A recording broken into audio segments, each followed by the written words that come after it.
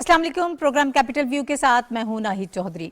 नाज़रीन, प्रोग्राम के पहले हिस्से में हम बात करेंगे पाकिस्तान तहरीक इंसाफ का जो ममनुआ फंडिंग केस है, इसके हवाले से प्रोसीडिंग हो रही है इलेक्शन कमीशन में। और आज भी इसी केस के हवाले से जब बात हुई तो ये कहा गया पाकिस्तान तहरीक इंसाफ के वकील जो हैं उनकी जानिब से, अनवर मंसूर खान साहब की जानिब से, कि इसे फॉरेन फंडिंग केस ना कहा जाए बल्कि इसे ममनुआ फंडिंग केस कहा जाए, जिस पर ये हिदायत दी चीफ इलेक्शन कमिश्नर ने कि इसको अब आप ममनुआ फंडिंग केस ही कहें। अब इसका इम्पैक्ट क्या होगा, क्या इससे कोई फ़र्क पड़ेगा? हालांकि उनके ये भी कहा गया उस वक्त केस के दौरान कि आपके अपने मौकिल जो हैं वो इसको फॉरेन फंडिंग केस ही कहते हैं और इसी नाम से पुकारते हैं।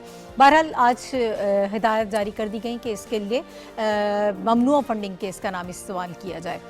अब एक और चीज़ बड़ी अहम है कि पाकिस्तान तहरीक इंसाफ की जानिब से एप्लीकेशन दी गई है कि पाकिस्तान पीपल्स पार्टी और पाकिस्तान मुस्लिम लीग नून पर जो इसी किस्म के केसेस चल रहे हैं पार्टी फंडिंग के, उनका और पाकिस्तान तहरीक इंसाफ के इस केस का इकट्ठा फैसला होना चाहिए। अब क्या ये इसको ड्रैग करने की कोशिश की जा रही है इस केस को मज़ीद? अब उसका इम्पैक्ट इसके ऊपर क्या होगा, इस पर भी हम बात करेंगे। अब 8 साल से ये केस हम देख रहे हैं कि लेकर इसके लिए जो काम कर रहे हैं, जो इस केस के लिए जो शख्सियत इस केस को लेकर गई इलेक्शन कमीशन में, वो अकबर एस बाबर साहब हैं। 8 साल से वो इस पर काम कर रहे हैं। 2014 में ये केस आया था, जबकि जो बाकी केसेस हैं वो 2017 में आए थे। आज हमारे साथ स्टूडियो में अकबर एस बाबर साहब खुद मौजूद हैं। वो हमें बताएंगे सारे केस के बैकग्राउंड के हवाले से, और आज जो प्रोसीडिंग हुई है, जो हियरिंग हुई है, उसके हवाले से बात करेंगे। मेरे साथ अकबर एस बाबर साहब मौजूद हैं। सर, बहुत शुक्रिया आपका हमें प्रोग्राम में वक्त देने के लिए। और मेरे बाईं तरफ हमारे परमानेंट एनालिस्ट हुमायूं खान साहब मौजूद हैं। हुमायूं खान साहब, thank you so much for joining us. और मैं चाहती हूँ कि आगाज़ हम कर लेते हैं अकबर एस बाबर साहब से। सवाल ही हमने इनसे करने हैं, जितना अहम केस है। अच्छा, मुझे बताइएगा सर कि इस केस के हवाले से ज़रा थोड़ा सा अगर हम रिफ्रेश कर लें, अपने लोगों को बता दें। आप 8 साल से इस केस को लड़ रहे हैं, ज़रा थोड़ा कुछ बैकग्राउंड हमें बता दीजिए। फिर जो आज की प्रोसीडिंग हुई है, क्या इसका कोई इम्पैक्ट होगा? 2 चीज़ें बड़ी वो इम्पॉर्टेंट है। एक तो वो ये कहते हैं कि तीनों केसेस का फैसला इकट्ठा आना चाहिए। दूसरा फिर ममनुआ फंडिंग केस, क्या इसका नाम तब्दील करने से कुछ फ़र्क पड़ेगा केस पर? जी, बिस्मिल्लाह रहमान रहीम। नहीं, इसका नाम तो खैर आप देखिए, प्रोहिबिटेड फंडिंग एक गैर कानूनी फंडिंग, ठीक है। अब गैर कानूनी फंडिंग अगर कोई पाकिस्तानी कंपनी भी किसी सियासी जमात की फंडिंग करती है तो वो गैर कानूनी है। अब अगर एक गैर मुल्की कंपनी करती है या गैर मुल्की शहरी करता है तो फिर वो कानून के मुताबिक वो फॉरेन एडेड पार्टी की कैटेगरी में आ जाता है। तो उसको फिर एक ब्रांडिंग हो जाती है कि फॉरेन फंडिंग है, गैर मुल्की फंडिंग है। गैर मुल्की, क्योंकि पाकिस्तानी कानून के मुताबिक सिर्फ एक पाकिस्तानी शहरी अपनी ज़ाती हैसियत में एक सियासी जमात की फंडिंग कर सकता है। पाकिस्तानी एनजीओ भी नहीं कर सकता, पाकिस्तानी ट्रस्ट भी नहीं कर सकता। तो गैर मुल्की जब करता है या गैर मुल्की कंपनी करती है तो फिर वो फॉरेन एडेड कैटेगरी में चला जाता है। इसलिए वो फॉरेन फंडिंग का एक लेबल बना। लेकिन ना सिर्फ इलेक्शन कमीशन ने जब ये कमेटी बनाई जिसने 4 साल लगाए, मार्च 2018 में स्क्रूटनी कमेटी जो बनाई, उसके ऊपर उन्होंने टाइटल में लिखा हुआ है फॉरेन फंडिंग। तो ये इलेक्शन कमीशन के जो ऑफिशियल दस्तावेजात हैं उसमें फॉरेन फंडिंग का उनको एक किस्म का नाम लिखा, जिसकी वजह से उसकी एक ब्रांडिंग हो गई कि फॉरेन फंडिंग है। अब बेसिकली गैर कानूनी फंडिंग, इलीगल फंडिंग, उसमें पाकिस्तान के अंदर से भी गैर कानूनी फंडिंग हो सकती है, पाकिस्तान से बाहर से भी बाहर से होती है, तो वो फॉरेन फंडिंग की कैटेगरी में आ जाता है। अच्छा, अब वो जो कहते हैं कि ये भारतीय कवानीन के मुताबिक इस केस को देखा जा रहा है, पाकिस्तान में तो कोई ऐसा कानून नहीं है। असल में आज की जो पेशी थी उसमें अहम तरीन बात ये थी कि 8 साल बाद पाकिस्तान तहरीक इंसाफ ने आज अपने दलाइल मुकम्मल कर लिए। ये इटसेल्फ इज़ हिस्टोरिक, क्योंकि पिछले 8 सालों में तकरीबन 50 इन्होंने एडजर्नमेंट मोशंस फाइल किए हैं। 185-90 के करीब हेयरिंग्स हो चुकी हैं इलेक्शन कमीशन में।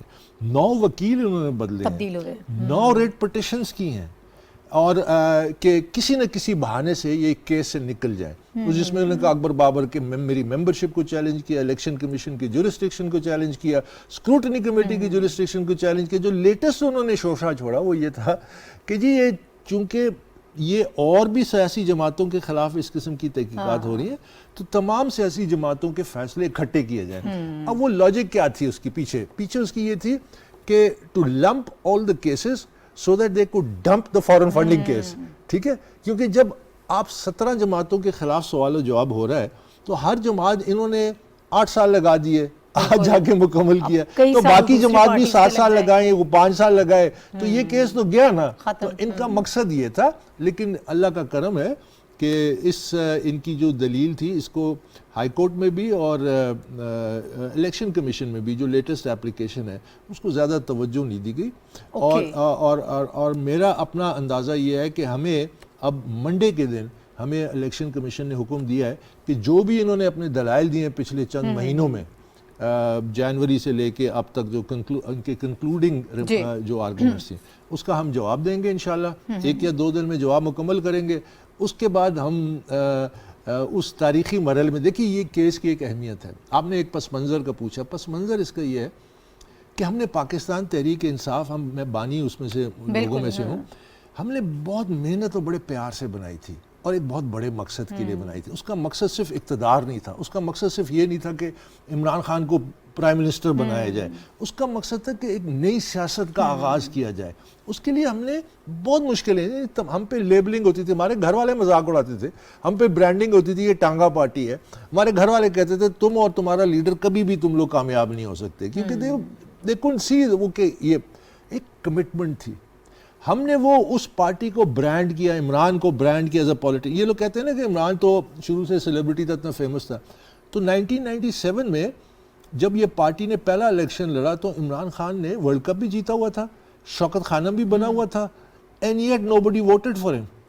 نوبڈی میننگ کہ لوگوں نے توجہ نہیں دی, اتنا رسپانس نہیں دیا تھا اس کو. اتنا کیا مطلب ساری 18 کی سیٹوں پہ یہ کھڑا ہوا تھا, 18 کی 18 پہ یہ ہار گیا تھا. تو آپ اندازہ لگائیے.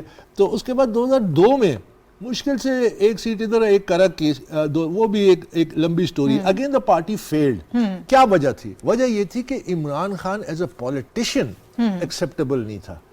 وہ اس 10 سالوں میں ہم نے اس کی برانڈنگ کی کہ Imran Khan every T V talk show جانے سے پہلے بیٹھ کے میرے ساتھ بیٹھتا تھا, ہم اس کی ایک برانڈنگ کی پولیٹیکل, جس کی وجہ سے اس کی ٹریکشن بنی. اس کے بعد پارٹی کیم آف ایج ان 2011 جب لوگوں نے آئے ہمارے پاس, جب پھر وہ فیمس جلسہ لاہور کا, اور وہ ٹرننگ پوائنٹ تھا. نا ایٹ دیٹ پوائنٹ پارٹی کے 2 راستے تھے. میں آپ کو پس منظر دے رہا ہوں جس وجہ سے یہ کیس ہوا. اس کے بعد پارٹی کے پاس 2 راستے تھے.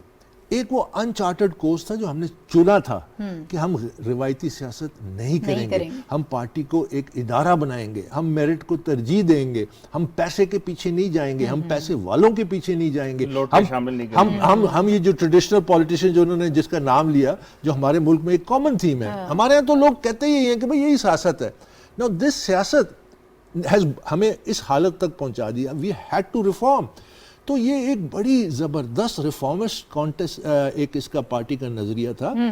اچھا, اب وہ جو کراس روڈ پر پہنچے, جب لوگ آئے, when the moment of truth arrived in 2011, that is where ہمارا جو لیڈر تھا, جو کیپٹن تھا, he joined hands with the hijackers. یہ جو کہتے ہیں نا پارٹی کو ہائی جیک کیا, اگر میں کیپٹن ہوں, and if I do not allow my party to be hijacked, how can it be hijacked? So when it was hijacked, the captain meaning Imran Khan and the hijacker دونوں نے آپس میں cloud کیا. ٹھیک ہے. This is where person like me I stood up. میں نے کہا یہ نہیں ہو سکتا. میں نے عمران سے, میں آپ سے یہی پوچھنے والی تھی کہ یہ جو ریزرویشنز آپ لوگوں کی تھی کہ آپ نے ان کے سامنے رکھی, پارٹی میں ڈسکشن ہوئی اس کے اوپر, یہ سارے جو تحفظات تھے میرا عمران کے ساتھ جب یہ اختلافات ہوئے 2011 میں, تو میری ای میل چین ہے عمران خان کے ساتھ, وہ پارٹ آف پبلک ریکارڈ ہے. میرا ایک 7 پیج لیٹر ہے 2011 کا, سپٹمبر 11, جس میں میں نے عمران کو لکھ کے دیا. میں نے کہا آپ کی پارٹی میں میگا کرپشن ہو رہی ہے, آپ کے پی ٹی آئی کے امپلائیز کے پرسنل اکاؤنٹ سے پیسہ آ رہا ہے, یہاں پہ منی لانڈرنگ ہو رہی ہے, غیر ملکی کمپنیوں سے آ رہی ہے, اور دس ول, اور میرے ورڈ سے this will put P T I in serious legal jeopardy. Now, اور یہ ڈاکیومنٹڈ جو ڈاکیومنٹ ہے, یہ ہائی کورٹ کا بھی ریکارڈ کا حصہ ہے, سپریم کورٹ کے ریکارڈ کا بھی حصہ ہے, اور الیکشن کمیشن کا. So I am not sort of contacting, اور جس کو پی ٹی آئی نے ایکسیپٹ کیا, پی ٹی آئی نے باقاعدہ اس خط کو پڑھا ہے عدالتوں میں کہ اس نے یہ ہمیں خط لکھا تھا. اور خان صاحب نے کوئی جواب دیا اس کا یا نہیں؟ نہیں, اس کا جواب اگنور. اس وقت تو وہ کسی اور منزل پہ تھے نا. You see, he was flying high کہ پاور میرے سامنے ہے, everything is working for me, politics میری جیب میں آ گئی ہے, یہ اکبر بابر ٹھیک ہے, یہ ہمارے ساتھ چلا. اور انٹرسٹنگلی جو ایک لیٹر عمران نے جو آخری مجھے بھیجا, انہوں نے وہ عمران کا رسپانس کا جو آخری بھیجا, وہ اگین ان کے اپنے وکیل انور منصور نے الیکشن کمیشن میں پڑھ کے سنایا. وہ کس واسطے سنایا؟ He was trying to rationalise کہ جی یہ کوئی سیریس ایشو اباؤٹ پرنسپلز نہیں تھے, یہ ان کا ذاتی آپس میں کوئی اختلاف ہوا تھا, دے ور ویری کلوز. اچھا پڑھ کے سنایا. اب اس میں عمران کیا کہتا ہے؟ عمران کہتا ہے پینڈرڈ یو, میں نے آپ کا بڑا لاڈ اٹھایا, I forced you to take responsibility. جو لوگ کہتے ہیں نا اس کو عہدے کا ایشو لکھا ہوا ہے, عمران کہتا ہے you were the number 2 in the party. This is from Imran Khan to no other person ever آج تک. Now a person who's according to Imran number 2 in the party, وہ کیوں everything was writing was on the wall کہ power تو ہمارے سامنے آ رہا ہے. ٹھیک ہے. For this very reason کہ جو آج ہمارے پارٹی کی جو حالت ہے, for this very reason I could see کہ this party will decay, it will lose its moral compass. اچھا سر, میں یہ چاہتی ہوں کہ ذرا تھوڑا سا آگے بڑھتے ہیں کہ ہم اب آپ کیا ایکسپیکٹ کر رہے ہیں؟ ایک تو تاخیر ہو رہی ہے, 8 سال ہو گئے ہیں آپ اس کیس کو لڑ رہے ہیں, تاخیری حربے بھی اوبویسلی کچھ استعمال کیے جاتے رہے ہوں گے, آپ کو چیلنجز بھی درپیش رہے ہوں گے. اب آپ کیا ایکسپیکٹ کر رہے ہیں کہ کب تک اس کا فیصلہ ہو جائے گا؟ اب آپ نے کہا کہ جو اپلیکیشن دی گئی ہے اس کو کوئی اتنا سیریسلی لیا نہیں گیا ہے, لیکن فیصلہ اس کا محفوظ کر لیا گیا, فیصلہ بھی ابھی تک نہیں آیا اس کا. کل کے آرڈر میں آ جائے گا.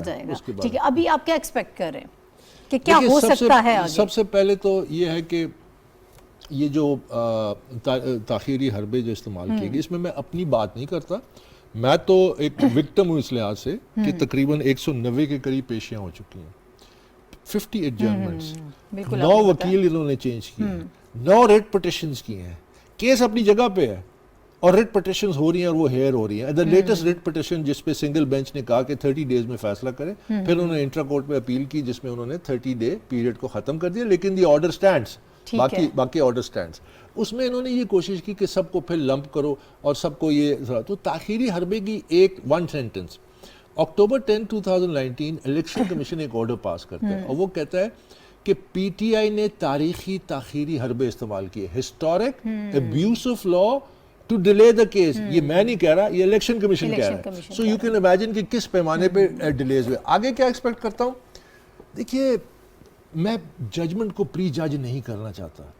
ہم نے اپنی طرف سے اپنا حق ادا کیا ہے کہ ہم پاکستان کی سیاست میں ایک نئی تاریخ رقم کرنا چاہتے ہیں, اور وہ کیا ہے کہ ہم نے جن لوگوں نے پارٹی بنائی, ہم لوگوں نے اپنی پارٹی کو اکاؤنٹیبل کیا, ہم نے اس کو کٹہرے میں کھڑا کیا, اس کے ذریعے ہم نے پارٹی کے اندر جو کالی بھیڑیں تھیں اور وہ جو لفظ انہوں نے استعمال کیا جو اس قسم کے جو ہیں اور دوسرے جو کروکڈ ایلیمنٹس آ گئے ہیں جنہوں نے قبضہ کر لیا, and we said we'll start from the chairman and down.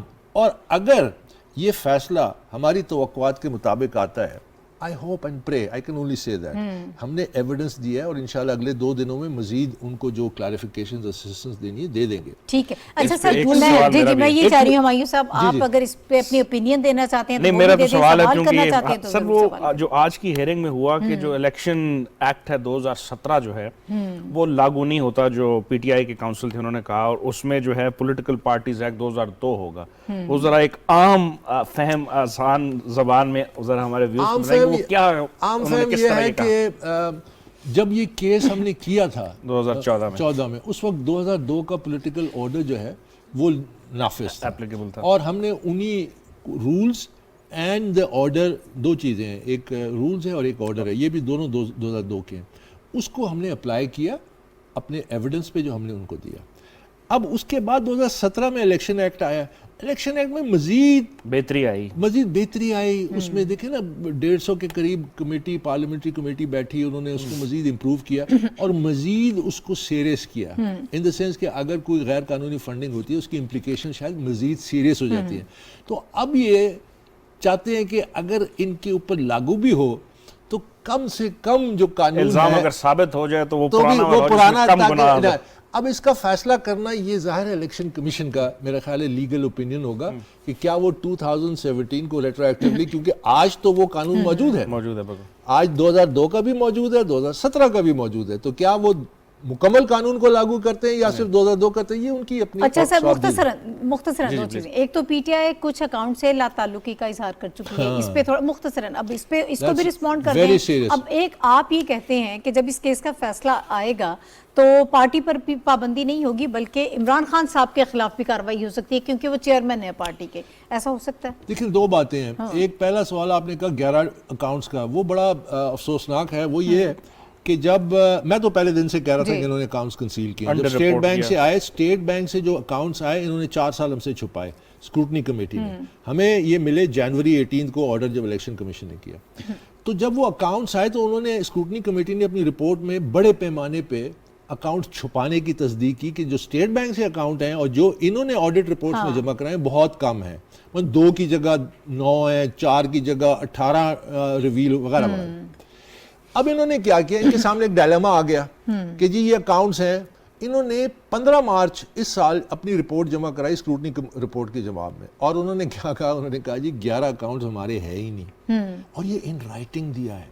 And this is very serious, کیونکہ یہ جب ہم منڈے کو یہ فیکٹ سامنے لائیں گے. 11 اکاؤنٹس انہوں نے کہا یہ اکاؤنٹس ہیں جن کو لا تعلقی اظہار کیا، اس سے پہلے کبھی نہیں کیا. اور انہوں نے کہا جی یہ تو جب اسٹیٹ بینک سے ریکارڈ ہے ہمیں پتہ چلا یہ ہمارے اکاؤنٹس ہیں. اور یہ بھی کہا کہ ان اکاؤنٹس کو آپریٹ کرنے کے نام بھی دے دیے پرنسپل سگنیٹریز کے. اس میں کون کون تھے؟ اسد کیسر، عمران اسماعیل، اس میں شاہ فرمان، میاں محمود رشید، سمر علی خان، نجیب ہارون وغیرہ. Top leadership including his Imran's deceased friend Ahsan Rashid, a wonderful guy. بیچارے نے اپنی جیب سے پیسے دیتا تھا، اس کو بھی اس کٹہرے میں لے آئے کہ یار اب ملبہ ڈالنا تھا نا.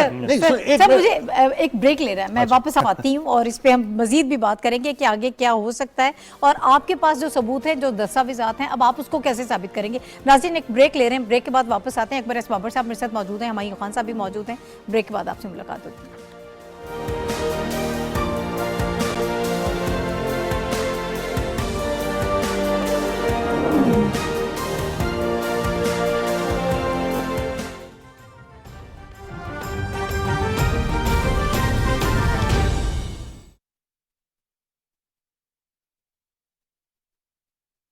الله أكبر الله أكبر الله أكبر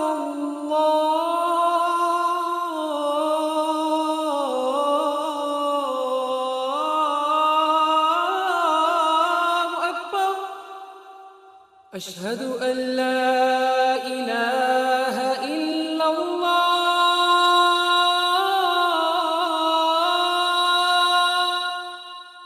أشهد أن لا إله إلا الله أشهد أن محمد رسول الله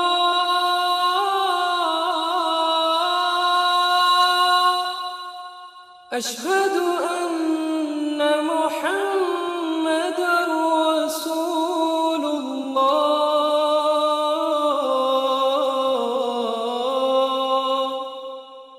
حي على الصلاة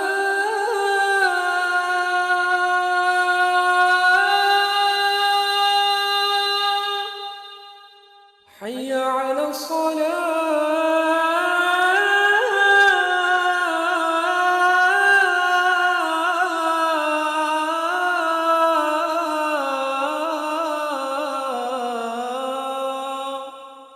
حي على الفلاح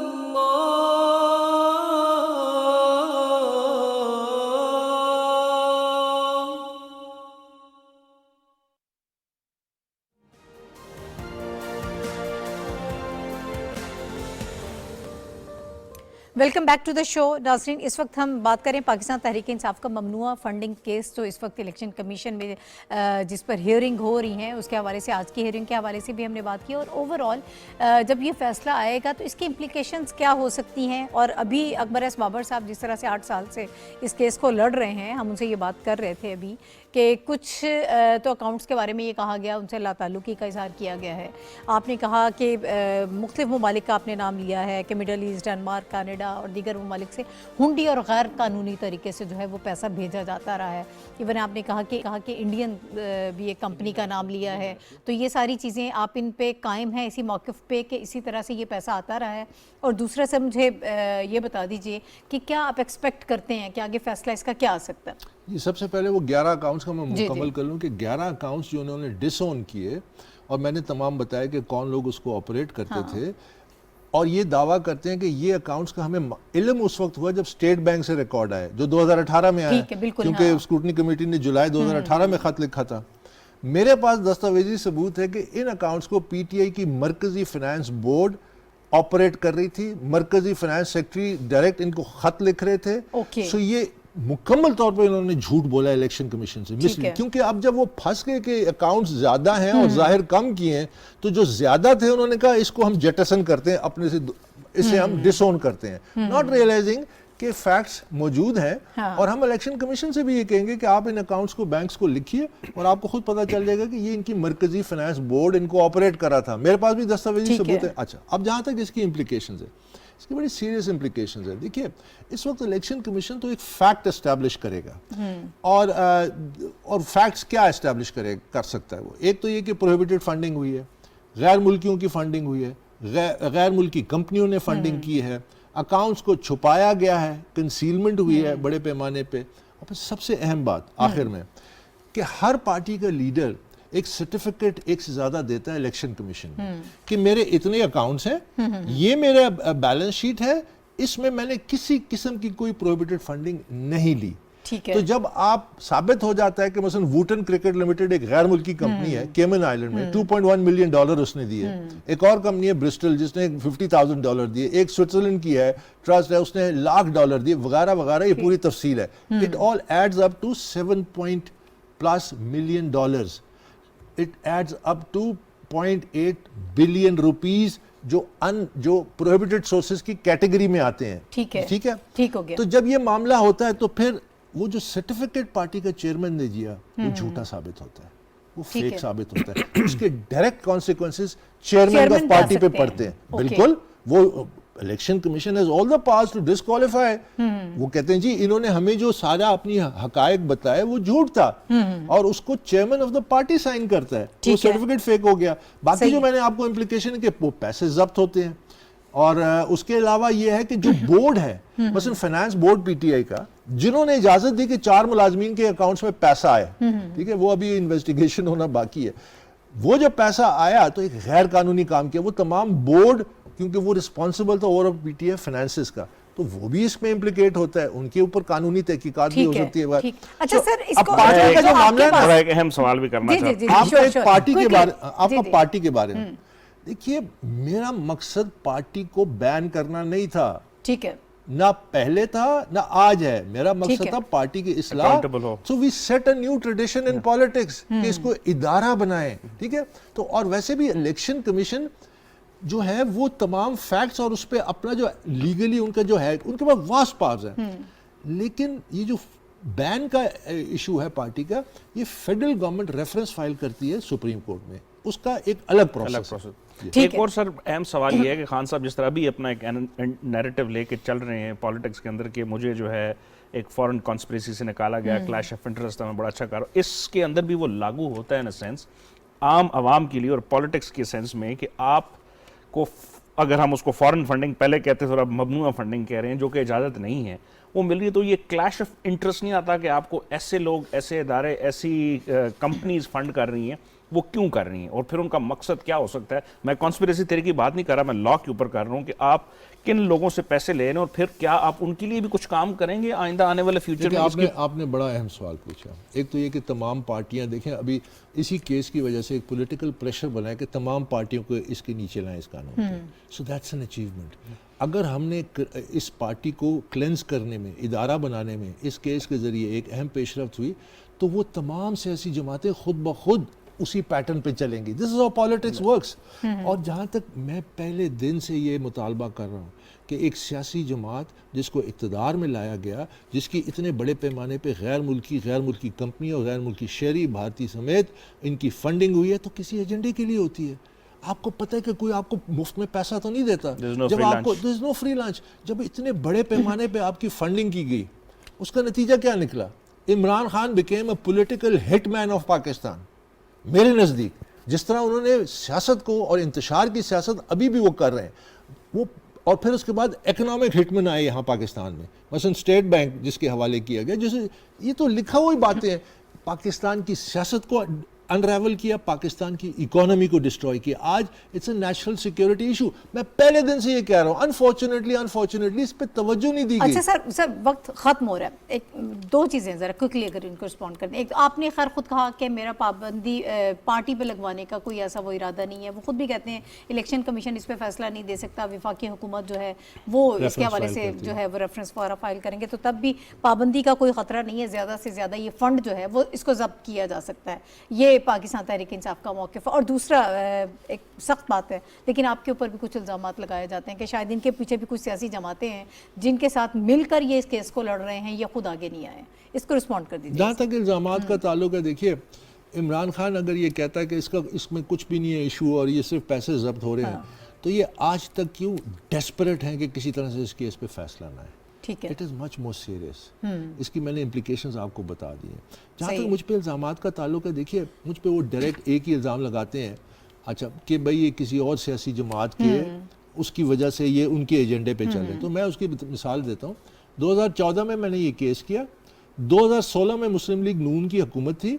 मैंने उस वक्त के इंटीरियर मिनिस्टर चौधरी निसार को 2 ख़त लिखे और मैंने उनसे डिमांड की कि आप FIA और इनकी तहकीकात करवाइए इन अकाउंट्स की। ठीक है, मुझे जवाब तक नहीं मिला।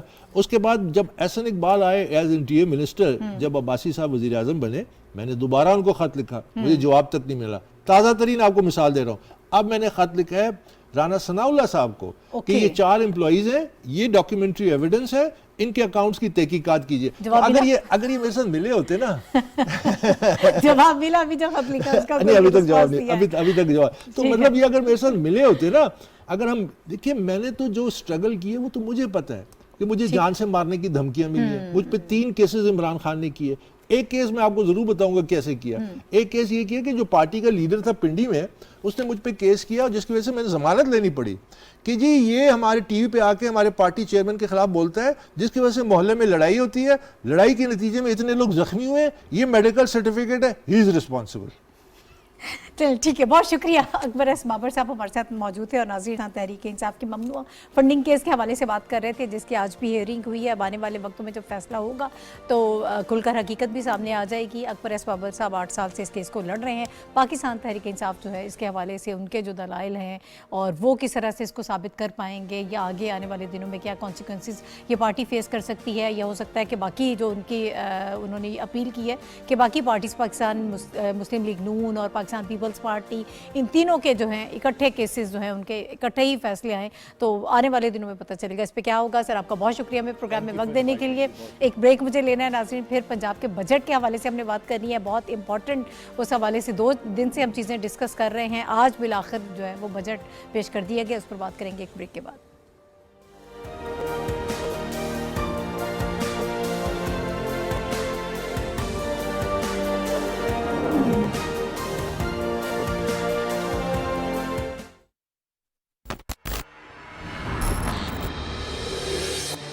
हम सिर्फ वो काम करते हैं जिस पर हमें यकीन होता है। हमारे सामने चाहे जो भी आ जाए, सीना तान कर सामना करते हैं। उस्मानिया सल्तनत को इस तरह गिराएंगे कि फिर किसी तुर्क सल्तनत की बुनियाद नहीं पड़ेगी। उन्हें आप जितना मासूम समझ रहे हैं वो उतनी मासूम नहीं है। बेदार सुल्तान मेरा कुछ नहीं बिगाड़ सकती। ऐसा नहीं है। बस करें। क्या आपको किसी पर शुबा है? महमूद पाशा ने हमें जो कुछ बताया वो सब झूठ है मेरे सुल्तान।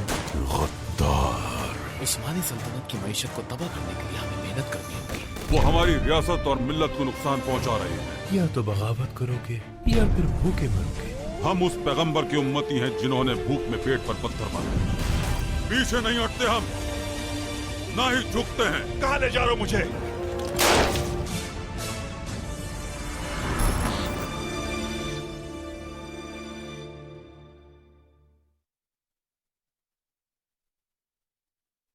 आलमी बर्तरी के लिए बड़ी ताकतों की लड़ाई हो या फिर अमन मुआहदों की सफबंदी, मईशत में उतार चढ़ाव हो या फिर दुनिया भर में बढ़ती महंगाई,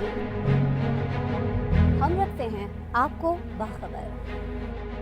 टेक्नोलॉजी की दुनिया में होने वाली नित नई इजादात हो या मौसमियाती तगय्युरात की वजह से होने वाली तब्दीलियाँ, इल्म अदब, तहकीक व जिद्दत, सोशल मीडिया के नित नए आलात या फिर दुनिया भर से हों दिलचस्प व अजीब खबरें, हम पहुंचाते हैं आप तक हर खबर। मैं हूं आपके साथ आपकी मेज़बान आसमा इकबाल और हम लाते हैं दुनिया भर से खबरों और तज्जियों का मुश्तमिल प्रोग्राम दुनिया के साथ सिर्फ BTV न्यूज़ पर।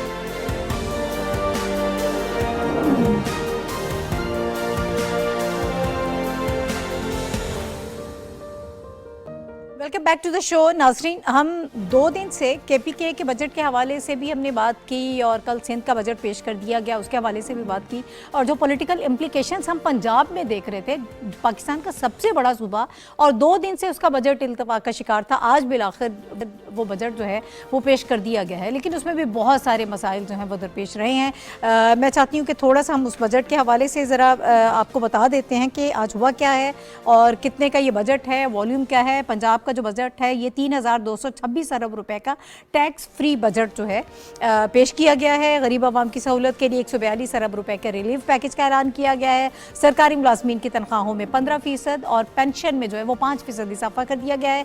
जनूबी पंजाब के लिए सालाना तरक्याती प्रोग्राम 240 अरब रुपए मुख्तस किए गए हैं, जो कि टोटल सालाना तरक्याती बजट जो है उसका 35% बनता है। और स्पीकर पंजाब असम्बली के इख्तियारात महदूद कर दिए गए हैं। आज ये बजट जो है गवर्नर साहब ने तलब किया था और डिप्टी स्पीकर जो हैं दोस्त मोहम्मद मज़ारी, उन्होंने इसको प्रिजाइड किया और ऐवान इकबाल में ये बजट पेश किया गया। बहरहाल अगर एजुकेशन के हवाले से बात करें तो वहाँ भी बहुत इंटरेस्टिंग किस्म की चीज़ें नज़र आ रही हैं। 485 अरब रुपए जो हैं वो तालीम के लिए 26 करोड़ रखे गए हैं। 485 अरब 26 करोड़ रुपए तालीम के लिए रखे गए हैं। स्कॉलरशिप स्टूडेंट्स को दिए जाएंगे। लैपटॉप स्कीम का दोबारा आगाज़ कर दिया गया है और हायर एजुकेशन के लिए भी 59.7 बिलियन रुपीज़ रखे गए हैं। अभी हुमायूं साहब की तरफ में चलती हूँ। हुमायूं साहब ज़रा थोड़ा बता देंगे इसके हवाले से, लेकिन इसके साथ ही साथ मैं आपको ये भी बताती चलूँ कि डॉक्टर अतहर महबूब साहब ने इस वक्त हमें ज्वाइन किया है, वाइस चांसलर हैं इस्लामी यूनिवर्सिटी के। सर आपका बहुत शुक्रिया हमें प्रोग्राम में वक्त देने के लिए। हुमायूं साहब से आपकी इजाज़त से आगाज़ कर लेते हैं। हुमायूं साहब, ओवरऑल बजट कैसा लग रहा है? ओवरऑल जो हम कल भी जिक्र कर रहे थे, परसों भी, पॉलिटिकल पोलराइजेशन कंटिन्यूज। जिस तरह ये बजट पेश हुआ, मेरे ख्याल है हिस्ट्री में पहली दफ़ा हुआ कि असेंबली के अंदर नहीं हुआ और वो बाहर हुआ। अपोजिशन जो है वो उसका हिस्सा नहीं थी। गवर्नर साहब ने उसको तलब किया, डिप्टी स्पीकर ने उसको प्रिजाइड किया, जो हमारे चीफ स्पीकर हैं उन्होंने उससे इनकार किया। तो एक वो जो पॉलिटिकल पोलराइजेशन थी वो चल रही थी, जिसका पाकिस्तान मुतहम्मिल नहीं हो सकता। बिल्कुल। ये फेडरल से स्टार्ट बजट रोका नहीं जा सकता, रोका नहीं जा सकता। ये देखें 120 मिलियन आवाम के लिए है ये बजट, जो है ना PMLN का है, ना ये PTI का है, ना पीपल्स पार्टी का, ये लोगों के लिए था। उसके ऊपर किसी ने भी जो है ना वो तवज्जो नहीं दी और फाइनली वो बजट पेश हो गया। शुक्र अल्हम्दुलिल्लाह। अब हम ये देखेंगे इसकी लीगल रेमिफिकेशन क्या है। कल वो जो है स्पीकर उसके ऊपर कोई अपनी एक नई रूलिंग देंगे, जिस तरह हम एक्सपेक्ट कर रहे हैं कि वो इसको मानते नहीं। लेकिन हैविंग सेड दैट, बजट के अंदर काफी अच्छी चीजें जो हमें नजर आई, डॉक्टर साहब उसके ऊपर ज्यादा बेहतर बता सकते हैं। हेल्थ सेक्टर के ऊपर बैलेंस्ड लग रहा है आपको? देखें, balanced in the sense, Punjab again जो हमारी ब्रेड बास्केट है, बहुत सारे मसाइल थे। डॉलर की जो है अगर आप वो देखें, उसके अलावा बिजली और पानी की जो मसाइल थे, हीट वेव जो आ रही है, फिर एग्रीकल्चर आउटपुट जो है वो कम हुई। तो उन सारे मसाइल के अंदर और पाकिस्तान का जो रेवेन्यू था पिछले कितने अरसे से, हम तकरीबन 4-5 महीने से बड़ा कम हो रहा था, उसमें एक बड़ा फिगर बड़ा अच्छा है। अल्लाह करे अब इसको इम्प्लीमेंट भी करें। पंजाब के लिए भी बड़ा अच्छा काम किया जा रहा है। 35% जो है अच्छा एजुकेशन और हेल्थ के ऊपर जो फोकस था वो सिंध में भी बहुत अच्छा था और पंजाब में भी बड़ा था। अब जो हमारा जो हेल्थ सेक्टर है वो 27% हायर है लास्ट ईयर से। और फिर एजुकेशन सेक्टर भी जो है उसमें स्पेशल एजुकेशन भी है, उसमें हायर एजुकेशन भी है, और उसमें जो स्कूल और उसके लिए भी है, तो वो भी जो पिछले बजट से 10% एक्स्ट्रा है। मेरा ख्याल है ये अब राइट डायरेक्शन पे हम जा रहे हैं, जिसमें हम तालीम और उनके ऊपर हम नहीं करते थे। एजुकेशन पे डॉक्टर साहब हमें ज्यादा बेहतर तरीके से बता देंगे। सर आप कितने सेटिस्फाइड है अभी जो बजट आया है सामने, तो क्या एक्सपेक्टेशंस थी आप लोगों की, और जो बजट अब सामने आया है इसको कैसे देख रहे हैं? What's your take on it? जी, जो स्पेशली मैं फेडरल बजट की बात करूंगा, क्योंकि हायर एजुकेशन से रेलेवेंट फेडरल बजट था, तो उसमें जो हायर एजुकेशन कमीशन की रिकरिंग ग्रांट्स के लिए बजट था उसमें कमी नहीं की गई। तो जो माली हालात हैं, जो चैलेंजेस दरपेश हैं फाइनेंशियल साइड पे गवर्नमेंट को, उनको देखते हुए ये बड़ा पॉजिटिव है कि ग्रांट कम नहीं की गई। लेकिन in real terms considering inflation, तो इन्फ्लेशनरी इफेक्ट है, फ्यूल की कॉस्ट है, ऑपरेशंस की कॉस्ट है, यूटिलिटीज़ की कॉस्ट है, ये बहुत बढ़ चुकी है। तो इन रियल टर्म्स तो यूनिवर्सिटीज़ को अपनी बेल्ट बहुत ज़्यादा टाइट करनी पड़ रही है। लेकिन गवर्नमेंट ने उसको, जिसे कहते हैं कि नमक नहीं छिड़का जख्मों पे, और उसको बरकरार रखा बजट को उस लेवल पे। खुद ऑस्टेरिटी ड्राइव पे चलेगी, ये तो सर इससे ज़्यादा अब क्या हो सकता है? एग्जैक्टली। लेकिन दूसरी तरफ जहाँ डेवलपमेंट बजट है, वहाँ पॉजिटिव ये है कि पिछले साल यूटिलाइजेशन जो थी वो 44 बिलियन में से 26 बिलियन थी। तो जनरली बजटरी प्रिंसिपल्स में से ये है, बजट मेकिंग प्रिंसिपल्स में से, कि वो कैप कर देते हैं कि जो आपने यूटिलाइज किया हो। लेकिन गवर्नमेंट ने अल्हम्दुलिल्लाह ये नहीं किया, बल्कि 44 को बढ़ा के 46 to 47 बिलियन डेवलपमेंट साइड पे हायर एजुकेशन कमीशन को दिया है डेवलपमेंट स्कीम्स के लिए। तो ये एक बड़ी पॉजिटिव है कि इंस्टीट्यूशंस के बढ़ती हुई आबादी के पेश नज़र इंस्टीट्यूशंस को कैपेसिटी इंक्रीज करनी है, एकेडमिक और रिसर्च फैसिलिटीज़ बढ़ानी है। अच्छा डॉक्टर साहब, स्कॉलरशिप्स की जो बात की जा रही है, लैपटॉप स्कीम्स जो हैं वो खत्म हो गई थी, ज़रा थोड़ा सा मैं चाहती हूँ उस पे भी जी, ये बड़ा पॉजिटिव है। कितना पॉजिटिव है? ये बड़ा पॉजिटिव है कि जो एहसास प्रोग्राम के नाम से स्कॉलरशिप्स दी जा रही थी उनको जारी भी रखा जाएगा, बल्कि उनके अंदर ज़्यादा फंड्स एलोकेट किए गए हैं। तो जो नीडी स्टूडेंट्स हैं बैचलर्स लेवल पे, उनको स्कॉलरशिप्स भी मिलेंगी ज़्यादा तादाद में। और दूसरा ये है कि जो लैपटॉप जो एक एसेंशियल कॉम्पोनेंट है आजकल एजुकेशन के लिए, स्टूडेंट को इनेबल करता है कि वो राउंड द क्लॉक अपनी लर्निंग एक्टिविटीज़ जारी रख सके, लर्निंग मटीरियल एक्सेस करे, पार्टिसिपेट कर सके, रिसर्चर्स के लिए भी जरूरी है। तो जब कोविड भी आया था तो सबसे जो चीज़ ज़्यादा मिस की गई थी वो यही था कि लैपटॉप प्रोग्राम्स नहीं थे, और कोविड-19 में इलेक्ट्रॉनिक और डिस्टेंस बेस्ड टेक्निक्स पे जाना पड़ा था। तो जो लैपटॉप स्कीम का इजरा हुआ है, उम्मीद है कि ज़्यादा तादाद में, और अब चूंकि लोकली भी मैन्युफैक्चर हो रहे हैं तो उनकी कॉस्ट कम आएगी, तो ज़्यादा स्टूडेंट्स को देने के लिए गवर्नमेंट ने इसमें फंड, यानी ज़्यादा से ज़्यादा इसमें यूथ को इंगेज करने की कोशिश की गई है। आपको ये पॉजिटिविटी नजर आ रही है कि यूथ के लिए इसमें अच्छी चीजें हैं। बिल्कुल। अच्छा, रिसर्च के एंड पे जरा थोड़ा सा बता दें सर, जो फंडिंग के हवाले से कुछ वो बहुत इंपॉर्टेंट है। हम अगर पूरे मुल्क की अपनी बात करते हैं तो काफ़ी पीछे हैं। जी, आपके इस प्लेटफॉर्म की मुनासबत से मैं ये शेयर करना चाहूँगा कि रिसर्च में मज़ीद इन्वेस्टमेंट करने की ज़रूरत है। ख़ास तौर पे जैसे यूनिवर्सिटीज़, लार्ज पब्लिक यूनिवर्सिटीज़ जो हैं जहाँ पे रिसर्च हो रही है, इस्लामिया यूनिवर्सिटी की मैं बात करूँगा, हमारे पास 650 फैकल्टी है और हम एक प्रीडोमिनेटली एग्रीकल्चरल एरिया में। जी बिल्कुल। तो हमारे 2-3 प्रपोजल्स हैं जो national food security and research ministry में हमने दिए हैं। इसमें इंटरक्रॉपिंग टेक्निक है जो चाइनीज़ से सीख के हमारे साइंटिस्ट ने मैच्योर की है पाकिस्तान में डिप्लॉयमेंट के लिए, जिससे हम अपने जो ऑयल सीड्स हैं, स्पेशली सोयाबीन, उसकी इंपोर्ट को सब्सटीट्यूट कर सकते हैं लोकल प्रोडक्शन से। उसके अलावा हमारे साइंटिस्ट ने जो कॉटन की वैरायटीज़ डेवलप की हैं, उसके लिए हमारा एक प्रपोजल सबमिटेड है और ये फेवरेबली रिव्यू हो रहे हैं इस वक्त प्लानिंग कमीशन में। और सबसे ज़्यादा मैं एक रेवोल्यूशनरी टेक्निक की बात करूंगा जो चोलिस्तान डेजर्ट में 6.7 मिलियन एकर्स को एरेबल एग्रीकल्चर लैंड में कन्वर्ट करने के लिए हमने एक प्रपोजल दिया है कि रेन इन्हांसमेंट टेक्नोलॉजी, जो पाकिस्तान मेट्रोलॉजिकल डिपार्टमेंट के साथ हमारा टेक्निकल तावन है, उससे ये पता चला कि चोलिस्तान के ऊपर साल के 8 महीने तकरीबन 40% या उससे ज़्यादा ह्यूमिडिटी होती है 5000 to 6000 फीट लेवल पे। और एक दुनिया में नई टेक्नोलॉजी साइंटिफिकली ईजाद हुई कि आप आयोनाइजेशन के जरिए क्लाउड फॉर्मेशन कर सकते हैं और फिर आप बारिश बरसा सकते हैं। तो पाकिस्तान चूंकि बढ़ती हुई आबादी, अर्बनाइजेशन हो रही है, तो जो एग्रीकल्चरल प्रेशस लैंड है वो सिटीज के अंदर जम होता जा रहा है। तो चोलिस्तान का जो रीजन है ये आज से 5000 साल पहले यहाँ हाकड़ा रिवर फ्लो करता था और ये बड़ी जरखेज सरजमीन है। और जो इनिशियल ह्यूमन सेटलमेंट्स थे सब कॉन्टिनेंट में वो इसी वैली में थे, हाकड़ा वैली में। तो ज़मीन बड़ी जरखेज है, पानी बुखारात की सूरत में ऊपर मौजूद होता है। ये तकरीबन एक प्रोजेक्ट है, अगर 10 बिलियन इन्वेस्ट किए जाएं तो इससे 10 billion rupees one time invest करके तकरीबन $10 बिलियन का GDP में इजाफा किया जा सकता है एनुअली। डॉक्टर साहब, हमारी पब्लिक सेक्टर यूनिवर्सिटी जो है हमेशा गवर्नमेंट की तरफ देखती है कि हमें पैसे मिले, और जिस तरह हम सुन भी रहे होते हैं और वो अखराजात उनके बढ़ रहे हैं, हमने कभी प्राइवेट सेक्टर को इन्वॉल्व करने की कोशिश क्यों नहीं की? बाकी दुनिया में एक बड़ा अच्छा मॉडल है पब्लिक प्राइवेट पार्टनरशिप। बहुत अच्छा सवाल है। हाँ, अगर आप मुझे इजाजत दें तो मैं इसको हाईलाइट करना चाहता हूँ। मैं डेफिनेटली देर में भी अच्छे और भी एग्जांपल्स होंगी, लेकिन मैं इस्लामिया यूनिवर्सिटी की हद तक बताना चाहता हूँ, जो कि एक लार्ज पब्लिक यूनिवर्सिटी है जहाँ इस वक्त स्टूडेंट्स 55,000 हैं। 3 साल पहले तक यूनिवर्सिटी में 16,000 के करीब स्टूडेंट्स थे, और हम अपनी जो ऑपरेशनल एक्सपेंसेस थे उसका 50% HEC की ग्रांट पे डिपेंड करते थे, जो 1500 मिलियन के करीब थी। आज हमारा इस साल का जो गुज़श्ता साल है ऑपरेशनल बजट 7,000 मिलियन था, जिसमें 5,600 मिलियन हमारी अपनी इनकम थी, और अगले साल 9,500 मिलियन के बजट में 8,000 मिलियन हमारी अपनी इनकम है। तो एक तो यूनिवर्सिटी सेल्फ सस्टेनेबिलिटी की तरफ उनको जाना पड़ रहा है, और हम गए हैं और हमने करके दिखाया है।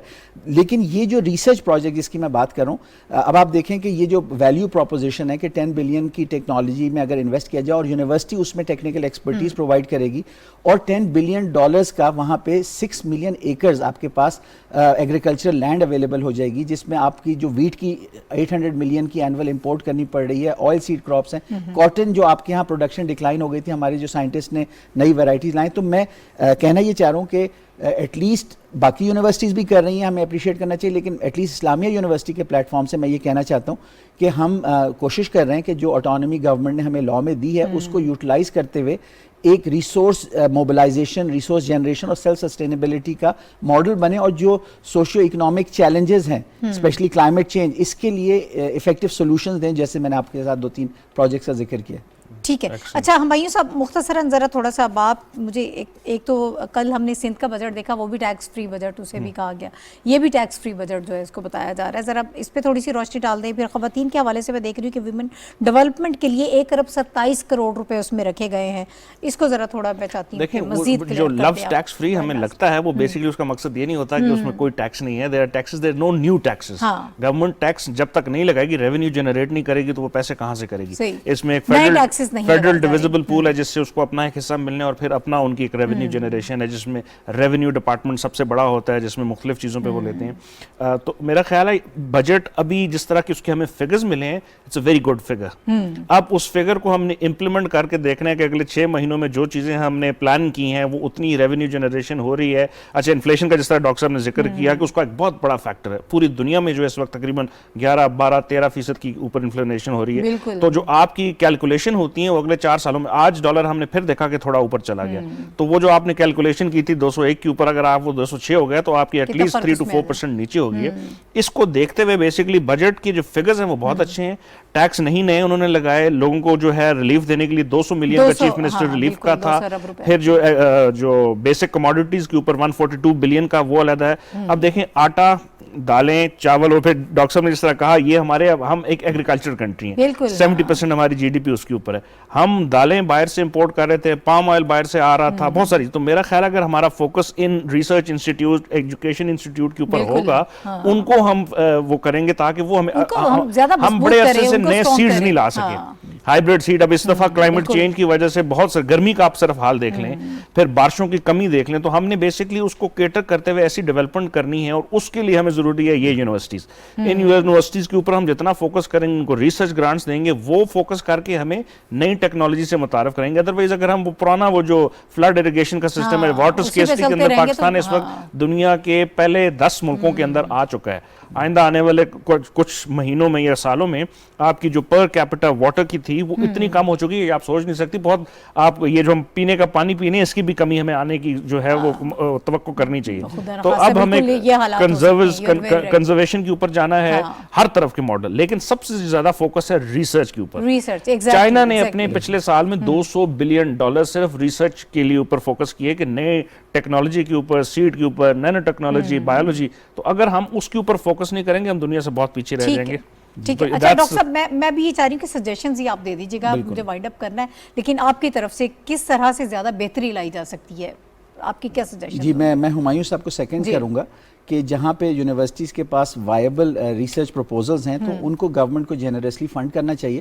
اور اب وقت کی ضرورت یہ ہے کہ ہمیں جو کمپارٹمنٹلائزیشن تھی کہ ایکیڈیمیا اور ایڈمنسٹریشن اور پرائیویٹ سیکٹر، میں ٹوٹلی ایگری کرتا ہوں کہ یہ ہمارا کلیکٹیو ایشو ہے. ہمیں براڈ بیس پارٹنرشپ کرنی چاہیے اور اس موڈ میں مل کے کام کرنا چاہیے.